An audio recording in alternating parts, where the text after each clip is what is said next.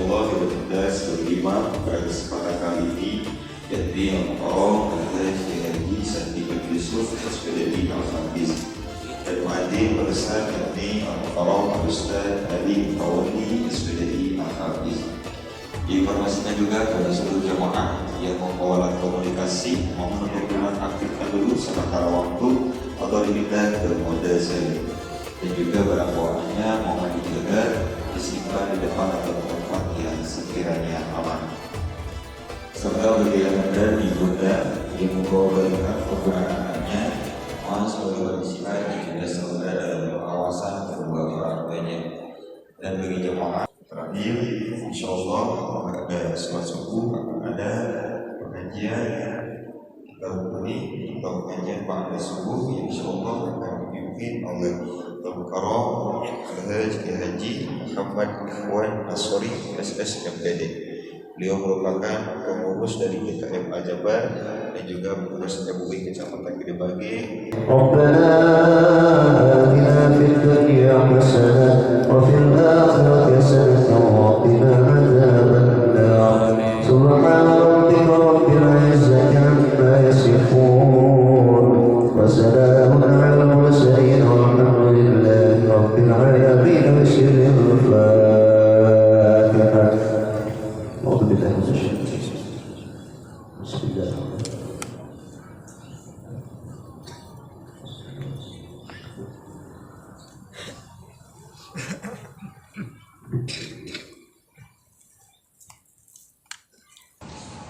Bismillahirrahmanirrahim. Assalamualaikum warahmatullahi wabarakatuh. Billahi ta'ala al-Fatihah. A'udzu billahi minasyaitonir rajim. Bismillahirrahmanirrahim. Alhamdulillahi rabbil alamin arrahmanir rahim maliki yaumiddin. Iyyaka na'budu wa iyyaka nasta'in. Ihdinas siratal mustaqim. Shiratal ladzina an'amta 'alaihim ghairil maghdubi 'alaihim waladdallin. A'udzu billahi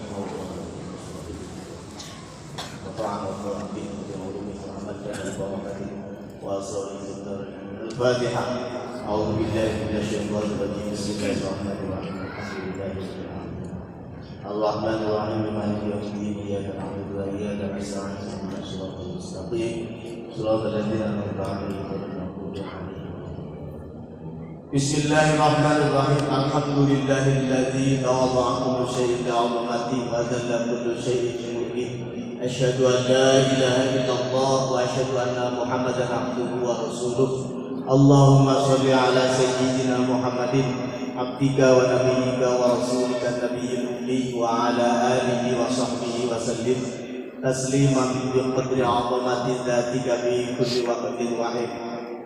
قال المؤلف رحمه الله تعالى ونفعنا به وأمدنا ببركته وأسراره بالدارين آمين. Adabul khuruji ilal masjidi, bab menerangkan tata cara sopan santun menuju masjid. Ai as-salatu ai lis-salati au linahwi talabil ilmi wa idza farauta. Ai lis-salati harusna karena menuju salat au linahwi talabil ilmi atau nanti arah nangan ilmu. Fa'idha farauta maka nalika nyalse anjeun min taharatika tina sesuci anjeun wudu anjeun minal hadatsaini tina dua hadas fasolli maka salat anjeun 2 rakaat fi baitika rakaatayil fajri kana rakaat 2 rakaat fajar. Ingkana lamun aya naon al-fajru eta petolana kana masjidil naon fajar. Bismillahirrahmanirrahim. Para sekalian jamaah Masjid Al-Jabar hafizahumullah wa ra'akum, puji syukur kita panjatkan kehadirat Allah yang Maha Ghafur. Pada pagi hari ini kita bisa mengawali kegiatan pagi ini dengan beribadah. Nawaitulillah, mudah-mudahan apa yang kita kerjakan senantiasa mendapatkan ridha Allah Subhanahu wa taala. Dan bagi para sekalian yang dari jauh menuju Al-Jabar ini, mudah-mudahan segala usahanya untuk menuju masjid ini nawaitu karena Allah mendapatkan nanti pahala dari Allah Subhanahu wa taala. Amin ya rabbal alamin, sebagai wasilah untuk mendapatkan ridha Allah. Amin. Baik para sekalian, kita lanjutkan pada kajian subuh pagi hari ini kita korokil dia setiap ilmu pada subuh. Di sini diterangkan sekarang masuk pada bab adab atau tata krama sopan santun menuju masjid. Kalau kemarin kita kaji tentang sudah ada bab wudu, ada bab macam-macam ya. Kita pada pagi hari ini masuk pada bab adabul khuruji ilal masjid. Adab sopan santun menuju al-khuruji itu menuju keluar rumah menuju masjid. Karena apa? Lissolati karena sholat, aulina unitolabi ilmin atau untuk menuju belajar atau ilmu. Jadi menuju ke masjid itu tidak hanya sholat, tapi untuk ngaji juga bisa menuju masjid. Ya. Maka di zaman Kanjeng Nabi itu fungsi masjid itu tidak hanya untuk sholat, ya. Untuk musyawarah masalah apa? Daerah kesehatan, masalah orang ada yang meninggal, musyawarah apapun itu di masjid. Ya. Apalagi untuk mencari ilmu. Ya. Bahkan di zaman Rasulullah itu tidak ada universitas, tidak ada STM, tidak ada SMK, tidak ada SMP, tidak ada madrasah. Yang ada apa? Beliau para sahabat itu ngaji sama Rasulullah itu di masjid. Ya. Maka nanti juga ada yang terkenal dengan Ashabus Suffah. Ashabus Suffah itu para sahabat yang senangnya itu diam di suffah masjid, teras masjid. Suffah itu pinggir-pinggir masjid, pojok-pojok masjid itu suffah. Jadi sebelum adanya pondok pesantren, ya sekarang kan sudah modern, ada pondok pesantren, ada majelis taklim, macam-macam. Ya. Kalau bahasanya rekan-rekan kita yang lain ada namanya daurah, gitu ya. Daurah itu enggak ada zaman Rasulullah, adanya apa? Adanya ashabus suffah. Adanya ashabus suffah yang ngaji-ngaji di masjid. Istilah daurah itu ya sekarang ya. Artinya penggunaan populernya. Ya. Nah itu niat menuju masjid itu tidak hanya sholat, tapi untuk talabul ilmi juga bisa. Faidah farota, maka nalika selesai anjir min taharatika dari bersuci anjir, ay minal hadatsa ini dari dua hadas, fasolli fi baitika raka'atai subhi. Nah, sebelum ke masjid, ya, fasolli fi baitika raka'atai subhi. Salatlah 2 rakaat dulu di rumah. Makanya salat sunnah itu tahajud, witir, taubat itu bagusnya itu di rumah sebelum ke masjid. Di masjid itu apa? Ketika sudah azan, ya beda lagi kalau pengen sebelum azan masuk masjid boleh enggak Pak Ustadz? Ya silakan ya. Cuman di sini tuntunannya itu bahwa fasolli fi baitika raka'atai subhi in kanal fajru qad tala'a, andaikan fajar itu sudah keluar. Berarti apa? Itu sholat terakhir setelah sholat malam. Ya. Makanya kalau kita itu sholat sunnah itu bagusnya di rumah, tapi kalau sholat wajib bagusnya di masjid. Bagi siapa? Bagi laki-laki. Sholat sunnah kan di rumah berbanyak, termasuk sholat duha, termasuk sholat witir, sholat tahajud, sholat taubat, dan sholat-sholat yang lain. Bagusnya di rumah. Waqra jeung baca anjeun fihi ma dina rakaatayil fajri surat al-kafirun. Surat al-kafirun. Suratnya pendek. Sholat fajar itu sebenarnya penjelasan ulama itu banyak. Ada yang mengatakan sholat fajar itu ya sholat sunnah qobliyah subuh.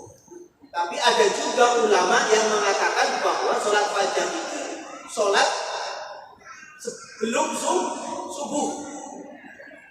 Jadi otomatis kalau orang melaksanakan sholat sebelum subuh, sebelum azan, tahajud itu ya sudah komplit sholat fajar. Tapi kalau sholat sunnah qobliyah subuh, yaitu qobliyah subuh. Cuman ulama juga melalui tafsir hadis ada yang mengatakan qobliyah subuh ya sholat fajar itu Tapi yang yang berhak bicara ranah tentang dalil itu kan para alim ulama. Kita tinggal pengen menu yang mana, gitu ya. Sebab kalau kita makan, ya kalau kita ibaratkan orang belajar santri itu kan ibarat orang yang makan. Ada santri yang sebenarnya sebenarnya kayak ngaji dengerin saja. Ada santri yang sebenarnya masak, artinya mengolah sendiri, baca kitab sendiri, baca hadis lalu diamalkan. Ada orang yang tinggal langsung makan. Nah, ini mungkin orang yang nggak punya kemampuan masak. Ya, makanya dalam kitab Risalatul Mu'awanah, tafakkur ala dalili syakul ulama. Berpikir akan dalil itu apa? Itu tugasnya para ulama yang punya perangkatnya. Kalau kita nggak punya perangkat yang untuk mencari dalil, jangan coba-coba cari dalil, malah kita bisa samunya. Karena apa? Nggak punya perangkatnya untuk perabot mencari dalil. Contoh, jangan di mustalahul hadis, jangan di ilmu tafsir, jangan di ulumul Quran, jangan di nahwu sorof, jangan di mantek, balaghah, badiah, bayan, nggak ngerti, tapi tiba-tiba mencari dalil sendiri itu pasti nggak bisa. Karena beda orang yang memang kapasitasnya mencari dalil dengan orang yang tinggal memakai hukum. Kira-kira Bapak kalau mau ke pasar kemudian beli ayam, begitu beli ayam nanya-nanya ke tukang ayamnya, Pak, penjual daging atau penjual ayam, ini ayam usia berapa bulan? Sebelum beli ini ayam usia berapa bulan? Cara potongnya bagaimana? Kemudian halal atau tidak? Oh, beli begitu dulu. Kira-kira penjualnya bagaimana? Kamu mau beli saya nggak usah begitu. Gitu. Karena apa? Kita kalau mau beli makanan saja. Adapun kalau melihat komposisi secara luar itu boleh. Ya. Oh, ini yang jualan Pak Haji. Minimalnya ya namanya yang jualan Pak Haji berarti sembelihannya sembelihan Islam. Begitu. Itu sebagai indikator saja. Nah, kalau orang yang ngerti dalil itu ya berarti apa?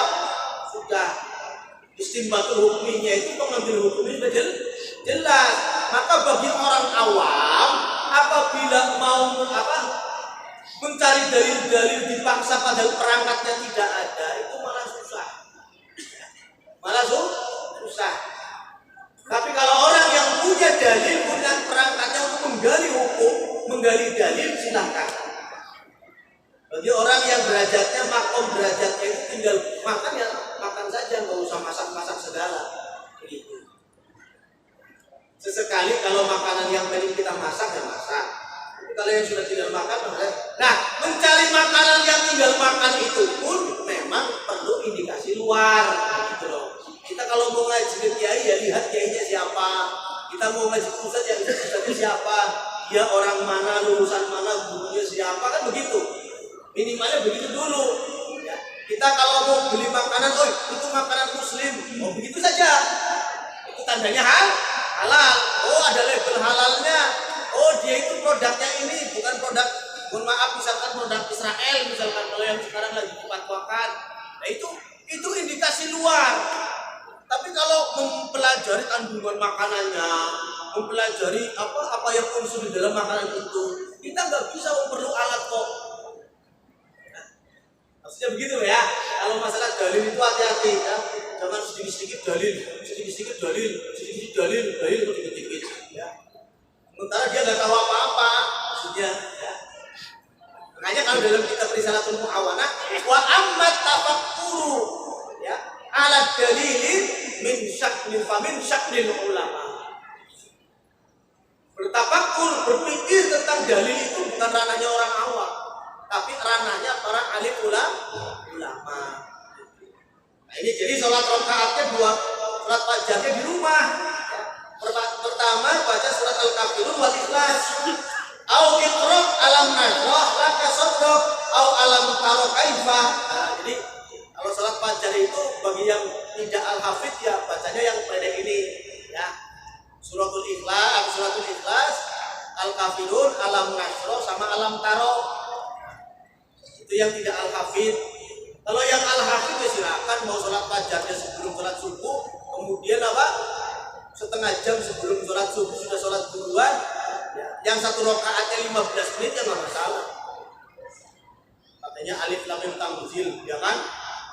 Yang ada panjang sedikit boleh. Ya orang sekarang itu kan, mohon maaf, untuk menjadi imam itu ya ada yang harus kita perhatikan jamaah. Makanya Kanjeng Nabi pernah menegur sahabat yang sholatnya lama. Tapi Kanjeng Nabi nggak menegur sahabat yang sholatnya cepat. Ini indikasinya apa maksudnya?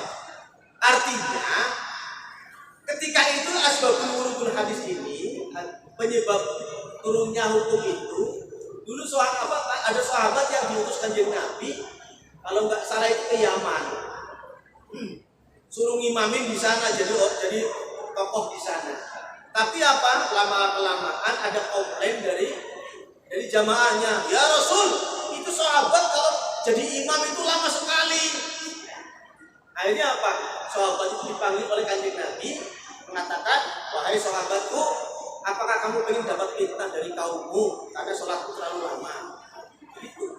Kalau jadi imam, makanya kalau jadi imam, alhamdulillah kan beliau sholatnya walaupun beliau al-hafid, tapi sedang gitu ya, sedang tidak terlalu pendek, tidak terlalu panjang, sehingga apa? Memang itu lihat jamaah. Dulu saya punya guru namanya Haji Ali Asy'ari al-Hafid. Beliau itu kalau mau sholat subuh di hari Jumat, kemudian mau melaksanakan sujud tilawah, beliau itu ngomong dulu ke santrinya. Santrinya itu satu komplek ketika itu adalah lebih dari 1000 santri satu komplek. Masjidnya itu besar. Beliau bilang begini, Santri, nanti Pak Kiai mau sujud tilawah ya. Itu bilang dulu. Yang padahal apa? Notabene santri ketika itu usianya berapa? Usianya paling tua ya antara 30 sampai sana lah. Tapi tetap bilang, karena apa? Takut makmumnya tidak ridho, gitu loh. Ini sholat lama-lama sekali. Lalu sekarang ada orang yang bukan al-hafid, hanya karena hafal satu surat yang ada panjang, karena pengen disebut al-hafid, bacanya panjang-panjang. Padahal itu sholat maghrib. Ini nggak lihat kon. Nah kalau sholat sunnah di sini qobliyah atau sholat fajar itu alam nasro, kemudian alam taro, kemudian al-kafirun, al-ikhlas ya. Faman qara'a fi rak'atayil fajri alam nasro laka sadrak wa alam taro qasrat anhu yadullu ala adab. Ya qasrat anhu yadukul li adbil. Kalau orang yang membiasakan qobla subuh sebelum sholat subuh itu sholat fajar 2 rakaat membaca alam nasro dan alam taro, maka qasrat anhu yadukul li adbil, maka dia akan selamat dari bahaya musuh. Makanya ini kalau bangun pagi-pagi itu fadilahnya luar biasa. Jadi Bapak Ibu sekalian usahakan sebelum subuh itu sudah bangun. Karena ini fadilahnya luar biasa. Dan ada amalan dulu saya menyampaikan, kalau kamu biasa terbangun sebelum subuh, kemudian mandi, maka itu akan menjadikan kamu itu awet muda, terhindar dari penyakit-penyakit seperti sekarang ini, seperti stroke. Stroke itu kan karena apa? Karena rangsangan diantaranya rangsangan ototnya kurang, makanya proteinnya banyak sehingga darahnya tersumbat baik ke otak maupun ke yang lain, akhirnya apa? Geraknya tidak bisa. Berarti manusia ya harus bergerak, al-harokah barokah. Kalau makanannya bergizi terus tapi tanpa olahraga bergerak, ya bergerak itu tidak harus olahraga sih, yang penting energi. Mau berjalan, mau berangkat ngaji pakai jalan kaki terserah, itu yang penting bergerak, al-harokah barokah. Walam yaj'al lahum alaihi sabilun wahada, dan Allah tidak akan memberikan kepada musuh-musuh jalan untuk menyerang. Makanya sholat subuh qobliyah itu penting ya, penting sekali. Alam taro dan alam nasroh ya. Itu fadilahnya luar biasa. Memang sebenarnya kalau kita itu beramal kemudian tahu fadilah itu tambah semangat. Tapi bukan tujuan ya, bukan jadi tujuan. Karena itu cuma bisyarah, kabar gembira dari Allah. Bukan apa? Bukan tujuan. Tujuan kita ya lillah. Sedikit-sedikit pahala, sedikit-sedikit pahala. Gitu kan? Ya nanti kita jadi tukang hitung pahala. Kalau ibadah ya lillah. Adapun mengetahui fadilah keutamaan itu dianjurkan untuk supaya kita semangat, bukan menjadi tujuan. Gitu. Dan ini penting, awas ya. Jangan nanti kita menekankan dalam hati selalu kalau mau ibadah apapun lillah dulu. Lillah dulu, bukan karena apa-apa. Mau ditugasin, mau diapain, terserah. Ya. Coba para sekalian, saya itu ngisi Al-Jabar ini waktu semenjak ada SK dari Pak Ridwan Kamil jadi pengurus sini, pengurus Al-Jabar, baru diresmikan. Saya rutinan itu dari awal ini. Dari orang belum tahu Al-Jabar, belum viral. Ngaji ya berapa orang? Oh tiba-tiba jadi banyak sekali. Ya alhamdulillah. Gitu. Niatnya bukan ngaji, bukan niat karena jamaah kok. Niat menasul ilmi ada 2-3 juga nggak masalah.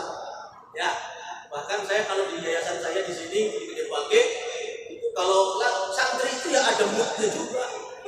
Kalau lagi nggak mood santri itu yang ngaji cuma 3, 4, 5 gitu ya, yang rutinan mingguan. Ya. Kalau yang setiap hari ya banyak, ya TTA, takbiliyah atau yang lain santri kalau ya banyak. Tapi kalau yang namanya santri lah lagi nggak mood, ya kadang yang ngaji cuma 7, 4. Ya itu. Apalagi sebutnya Al-Jabar. Dan ngaji itu kekuatannya cuma 30 menit itu udah gini-gini sekarang orang itu. Ya. Kalau lebih 30 menit ya sudah. Enggak bapak-bapak, enggak ibu-ibu, itu kapasitasnya cuma 30 menit. Apalagi jadi imam sampai lama. Oh ini nanti diprotes ini sama jamaah. Ya. Itu imamnya bikin ngantuk katanya. Sebenarnya yang salah bukan imamnya, hati jamaahnya enggak ridho gitu. Yang menjadi masalah kan ridho dan tidaknya ya. Karena dalam kitab mengatakan ar-ridho jannatul mukmin. Sifat ridho itu surganya orang mukmin. Jadi kalau bapak banyak unek-unek kedumel, nerakanya sudah ada di situ. Ya. Makanya kalau mau ngaji, mau sholat, ya kita pasrah dulu lillah. Ya. Mau lama, mau apa kita sudah lihat sholat tuh. Ya. Beda lagi kalau di Mekah di Madinah itu beda lagi. Saya tahun 2021 kebetulan saya bisa sholat taraweh di Masjidil Haram. Ya. Itu sama imam saya sudes. Itu 1 rakaat itu lama sekali, nggak ada orang yang protes. Karena apa? Memang dari rumah, dari negara manapun pengen sholat di situ tuh pengen lama, gitu lah.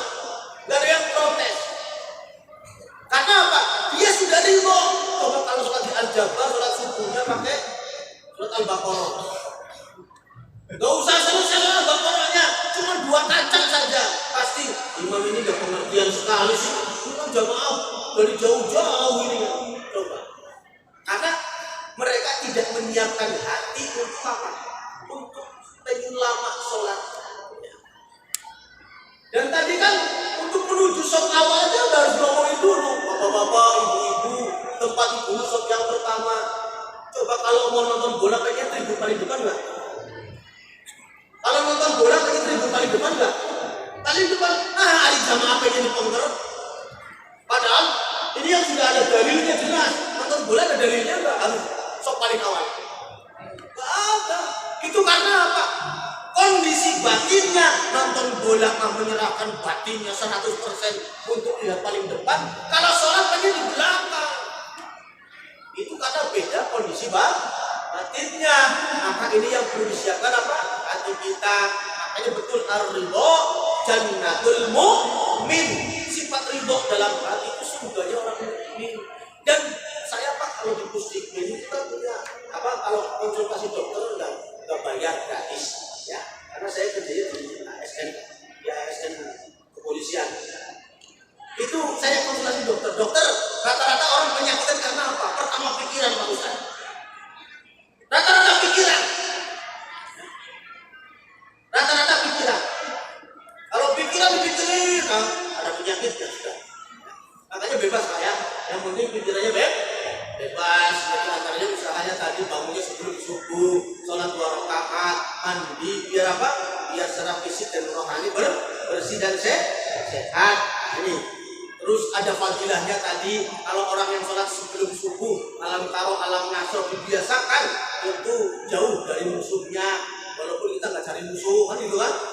Artinya cari musuh apa? Musuh bagaimana? Oh bisa jadi kalau kita ngomong sama orang bikin sakit hati, akhirnya musuh ke kita kan gitu. Ketika mau balas nggak jadi, mau kita sholat 2 rakaat sebelum subuh kok. Allah memberikan kemudahan seperti itu. Barangkali ketika kita dagang, berinteraksi dengan masyarakat, ada kata-kata sikap yang nggak baik, akhirnya apa? Mereka benci ke kita. Ada keinginan pengen balas, begitu kita rajin sholat subuh 2 rakaat apa? Qobliyah subuh, Allah memberikan luntur hatinya kan begitu. Bisa saja karena di hadapan Allah itu maha bisa, nggak ada yang mustahil. Maka ini fadilah luar biasa. Yang terakhir, wahada sahihun mujarrabun bila syakkin hadza naqalahu al-Bujairami anil Ghazali. Itu ini sudah mujarrab Pak. Kalau Bapak sering dengar obat, ini obat mujarrab. Begitu kan ya? Kalau obat mujarrab berarti apa? Cespleng begitu ya? Cespleng. Itu kata-kata mujarrab itu dari bahasa Arab. Artinya apa? Telah terbukti dilaksanakan oleh orang-orang soleh. Begitu. Makanya kata-katanya di sini kitab ini hada sahihun sahih mujarrabun, sudah terbukti dilaksanakan bila syakkin tanpa ragu-ragu. Hada naqalahu al-Bujairami wa 'anil Ghazali. Menurut Imam Al-Bujairami dan Imam Ghazali, dua-duanya ini pakar akhlak. Coba kalau kita nggak nurutin orang-orang salaf dahulu seperti ini, mau ikut siapa? Sebab zaman sekarang saya selalu menekankan, ada orang yang ceramahnya mari kita ikuti manhaj salaf, tapi ternyata nggak ikut manhaj salaf, ikutnya gurunya terus. Ya, kita gurunya itu ya guru zaman modern. Ya, kalau pendapat ulama apakah itu Syafi'i atau apa Imam Madhab, itu ulama itu. Yang penting itu Quran dan hadis. Benar Quran dan hadis, tapi cara ngaji Quran dan hadis itu harus ikutin ulama 4 tadi. Ada ulama 4 tadi tafsirannya tidak dipakai, tapi apa kalau tafsiran guru manehana harso? Emang ini bahasa santri itu lam beres, walah yang cerut, beres jadi cerut, begitu. Ya. Dalilnya pengennya Al-Quran as-sunnah, tapi metodologinya tidak mengikuti ulama 4 tadi. Memahami tafsir, memahami hadisnya itu nonsen dulu. Karena justru ulama salaf itu yang terakhir itu gurunya siapa? Turun Al-Imam Syafi'i ke atas. Itu ulama salaf. Itu kalau ada yang teriak-teriak kita ikut manhaj salaf kepada kembali kepada Al-Quran as-sunnah tanpa menggunakan metodologi tafsirnya para ulama yang 4 tadi, saya katakan itu tidak sesuai dengan anjuran para ulama salaf justru. Makanya ini penting. Ya, yang terakhir, kadzalika ay ada ufis sholati rakaatayil fajri fil baiti kana yaqulu Rasulullah sallallahu alaihi wasallam. Kana yaqulu Rasulullah sallallahu alaihi wasallam yusannu ayyufassila baina sunnatil fajri wal fardhu bil istidha'a ala syaqqihil aiman. Anjing Nabi itu kalau sebelum sholat subuh, setelah sholat sunnah itu ada miring tiduran miring sedikit sambil berdoa. Itu makanya ada ulama yang menganjurkan kalau kita itu habis sholat sunnah malam bukan tidur, cuma miring saja begini. Tapi awas ya Pak, kalau di masjid ya kepalanya ke sini, ya, kakinya di sana atau kepalanya di sebelah sini, kakinya di sana boleh. Yang penting kakinya jangan ke arah kiblat. Itu anjuran ulama. Nah ini para sekalian, mudah-mudahan kita bisa nanti ditakdirkan oleh Allah bisa istiqomah untuk sholat qobliyah subuh atau sholatul fajri, bukan karena fadilah, tapi karena Allah. Tapi fadilah tadi itu sebagai penyemangat barangkali kita itu menjadi suatu yang ya namanya penyemangat gitu ya. Kalau kita ke Masjid Al-Jabar kan penyemangatnya apa? Belum tahu misalkan. Nah itu sebagai penyemangat juga. Kemudian setelah tahu kesini, oh begini, tapi mau ajak lagi, itu ada penyemangatnya lagi. Nah itu, jadi kalau menuju sesuatu ada penyemangatnya itu beda. Lempang lagi nggak gede pak, ya. Tapi lamun tayar penyemangatnya mah kadang lelehan ya. Saya kalau dari rumah menuju sini, ya penyemangatnya pak, penyemangatnya ya kalau jamaah Masjid Al-Jabar kasihan jauh-jauh dari manapun, jadi biar pulangnya ada bekal itu penyemangat. Samping saya juga langkahnya tapi dihitung ini penyemangat saja. Tapi masalah pahala hasilnya amal itu urusan Allah, bukan urusan kita. Kita urusannya ikhtiar, tapi pahala urusan Allah. Demikian para sekalian, mudah-mudahan ada barokah dan manfaatnya. Lillahi ta'ala al-Fatihah. A'udzubillahi minasyaitonir rajim. Bismillahirrahmanirrahim. Alhamdulillahirabbil alamin. Ar-Rahmanirrahim. Maliki yaumiddin. Iyyaka na'budu wa iyyaka nasta'in. Ihdinas siratal mustaqim. Siratal ladzina an'amta 'alaihim ghairil maghdubi 'alaihim waladdallin. Wallahul muwaffiq ila aqwamit thoriq. Wassalamu alaikum warahmatullahi wabarakatuh. Sallallahu ala Muhammad sallallahu alaihi wasallam. Sallallahu ala Muhammad sallallahu alaihi wasallam. Ya Nabi salam alaika, ya Rasul salam alaika, ya Habib salam alaika, salawatullah alaika.